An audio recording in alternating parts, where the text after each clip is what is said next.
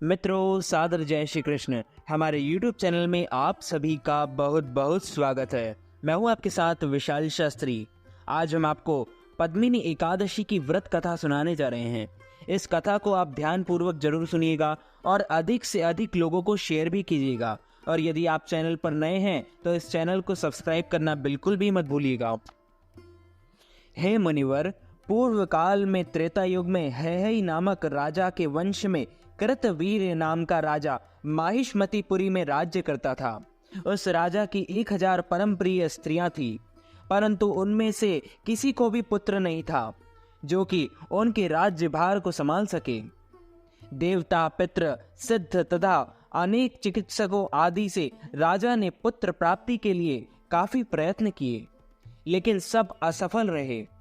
तब राजा ने तपस्या करने का निश्चय किया। महाराज के साथ उनकी परम प्रिय रानी, जो इक्ष्वाकु वंश में उत्पन्न हुए राजा हरिश्चंद्र की पद्मिनी नाम वाली कन्या थी, राजा के साथ वन में जाने को तैयार हो गई। दोनों अपने मंत्री को राज्यभार सौंपकर राजसी वेश त्याग कर गंधमादन पर्वत पर तपस्या करने चले गए। राजा ने उस पर्वत पर 10,000 वर्ष तक तप किया, परंतु फिर भी पुत्र प्राप्ति नहीं हुई। तब पतिव्रता रानी कमल नयनी पद्मिनी ने अनुसुईया ने कहा, 12 साल से अधिक महत्वपूर्ण पुरुषोत्तम मास मल मास होता है, जो 32 मास पश्चात आता है। उसमें द्वादशी युक्त पद्मिनी शुक्ल पक्ष की एकादशी का जागरण समेत व्रत करने से तुम्हारी सारी मनोकामना पूर्ण होगी।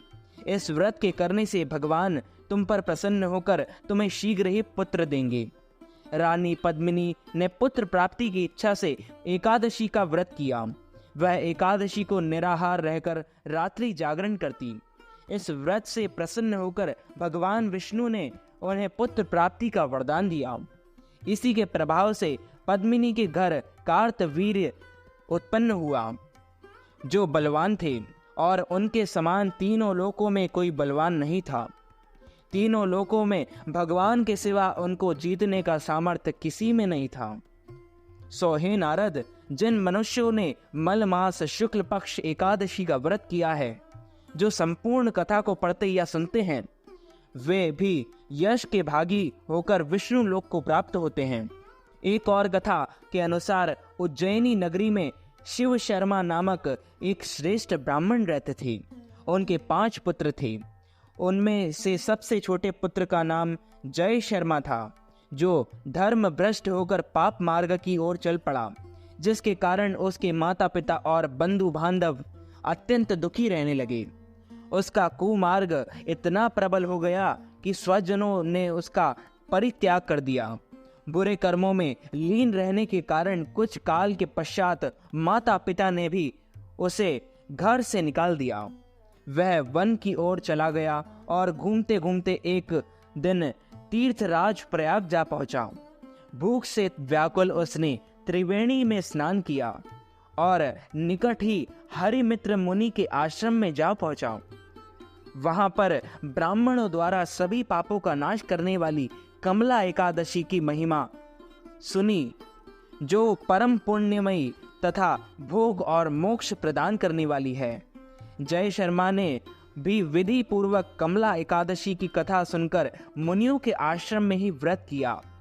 जब आधी रात हुई तो भगवती श्री महालक्ष्मी उसके पास आकर बोली, हे ब्राह्मण पुत्र, कमला एकादशी व्रत के उत्तम प्रभाव से मैं तुम पर बहुत प्रसन्न हूँ और देवादिदेव श्री हरि भगवान की आज्ञा पाकर बैकुंठ धाम से तुम्हें वर देने आई हूँ। जय शर्मा ने कहा कि माँ, यदि आप मुझ पर प्रसन्न हैं तो वह व्रत बतलाइए, जिसकी कथा में साधु संत हमेशा संलग्न रहते हैं। श्री महालक्ष्मी ने कहा, हे ब्राह्मण, एकादशी व्रत का महात्म्य और श्रोताओं के सुनने योग्य सर्वोत्तम विषय है। यह पवित्र वस्तुओं में सबसे उत्तम है। इससे सभी पाप कर्मों का नाश होता है और अक्षय पुण्य की प्राप्ति होती है।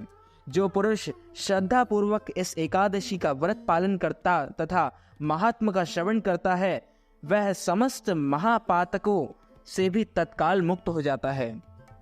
तो बोलिए श्री लक्ष्मी नारायण भगवान की जय, श्री विष्णु भगवान की जय, बाके बिहारी लाल की जय।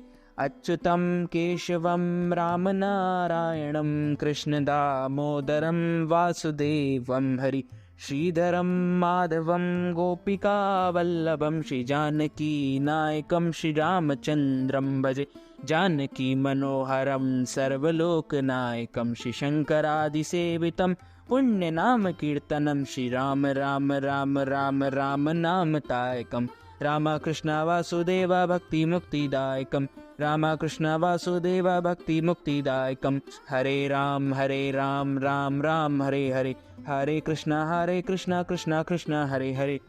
तो मित्रों, हमारे इस ज्ञानवर्धक वीडियो को अधिक से अधिक लोगों को शेयर कीजिएगा, लाइक कीजिएगा, कमेंट कीजिएगा, और यदि आपने चैनल को सब्सक्राइब नहीं किया है तो नीचे चैनल को सब्सक्राइब भी ज़रूर कर लीजिए और बेल आइकन को भी ऑन कर लीजिए ऐसे ही नई नई कथा सुनने के लिए। आप सभी को सादर जय श्री कृष्ण, सादर धन्यवाद।